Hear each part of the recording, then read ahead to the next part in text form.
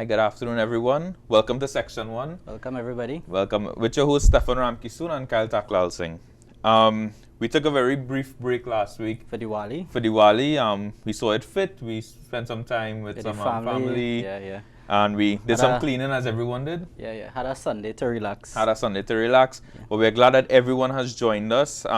We're glad that you joined us today. And we'll be back, I think, until Christmas. We will be going straight up until Christmas. Yeah. So we actually Christmas special. Christmas, we could have a Christmas special. For our closing, we'll have a little Christmas special. Yeah. What we want to discuss today on the forum, we want to discuss education as it relates to our sovereign democratic state. It's the importance of education to our citizens. Yeah, and it's become very topical now because of the cuts in GATE, the entire cuts changes, in scholarship, yeah, the bursary issue. Yeah, correct. Yeah? And then on the deposition, we're gonna discuss the Concord Act. Very, very important piece of legislation. Very important that we're gonna have the legal advisor to the Sanatan Dharma Mahasabha, Mr. Dinesh Rambali. Mm-hmm. He will come on. He will discuss the history, the importance, the implications. I think the Mahasabha has been one of the organizations at the forefront. I think most denominational schools have been speaking about it.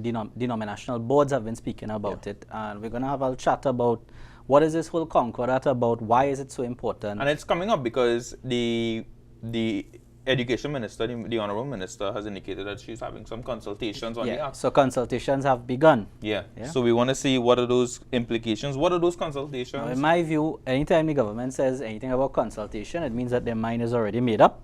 And consultation is just, ritualistic, but we'll see. Well, let's see, Kyle. Yeah. Let's see. Yeah. But importantly, what we want to engage with you, the viewers, today. So on Facebook, we have a live stream that's up. I believe the live stream is up and running. Yeah, we're moving up in technology. We're moving up in technology, as you can see. Yeah. We have our Facebook apps running. We will seek to, at the end of the show, we will seek to answer every question that you guys have. We will try to get as much questions in as possible. Yeah. We'll also take callers, so we're going to have a very engaging segment, hopefully. And discuss all the topics, any topic you want to discuss. And move on from there. But Kyle, importantly, during this festive season, there has been numerous calls by different organizations in relation to the fireworks issue. Yeah. Right? Importantly, I mean, it's a topic that has come on because just Diwali, afterwards, we saw numerous pets go missing. Some died. Yeah. Babies, I mean, I have a young child.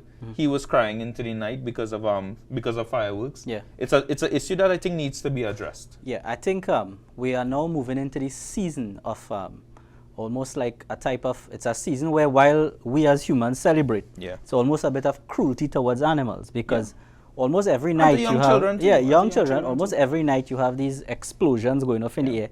I don't know if Trinidad has become a war zone. Why do we need to continuously send up fireworks over and over and torture our pets, torture animals, torture our dogs, our other pets?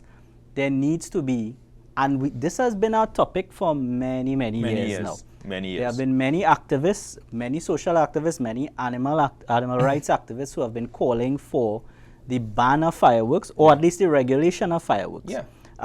I pulled up the law just before you think, and I just want to remind people that under Section 99 of the Summary Offences Act, it is an offense to send off any fireworks, right? It is an offense to send off fireworks in the vicinity of towns and cities, and that act also allows the minister to create regulations to regulate. The minister has created regulations to give the Commissioner of Police the power to approve fireworks. Yeah. So this is just kicking the ball down the road, and it's neither this minister's fault or this commissioner's fault.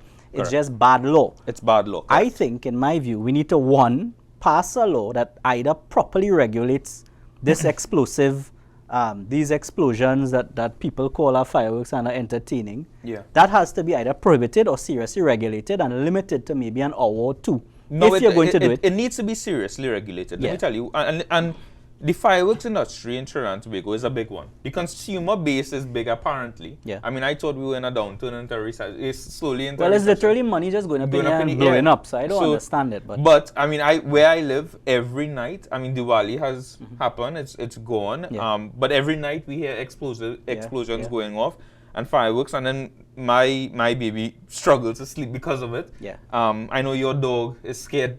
She's frightless. Yeah. And she bit me when I came because of fireworks. I don't know why. Yeah. But it needs to be regulated, and it doesn't necessarily mean that it has to be a complete ban. Yeah. Right? There is this new technology that apparently Trinidadians have not found out about yet. Yeah. It's called a noiseless fireworks.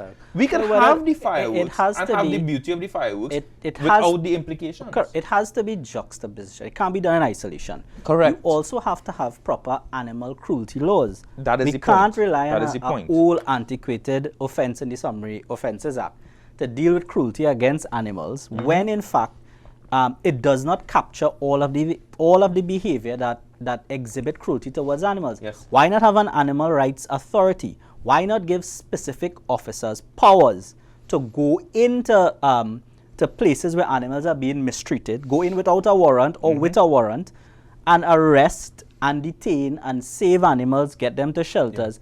You should have that type of power to regulate, and owners should be able to regulate, and owners should also be regulated, because taking on a pet is not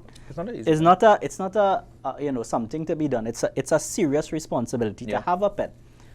It's not just a pastime, it's not a hobby, it's a responsibility. And when you adopt or when you have a pet, you have to treat it in a very humane manner, and you have to treat it within the laws. You think you could have a dog in America and be treating it bad, or any other developed society? Trinidad needs to get out of the dark ages when it comes to laws that are protecting animals, and we need to have serious legislation in place for that. I think that has to be the position. We spoke about it on Diwali night. I mean, I'm talking from the position of the noise pollution, right? I don't have a pet. But my parents, we have pets, but but where I live, we don't have a pet. But I have a young child, and I know we spoke about it, and it was horrible. I know it will be the same for pets, and we need to have that regulation in place. Look, as I said before, there is an industry there, but the industry can evolve. I understand that there is commerce in it. I understand that jobs are on the line for those kind of things. Correct. You need to find a viable solution. It needs to be seriously regulated.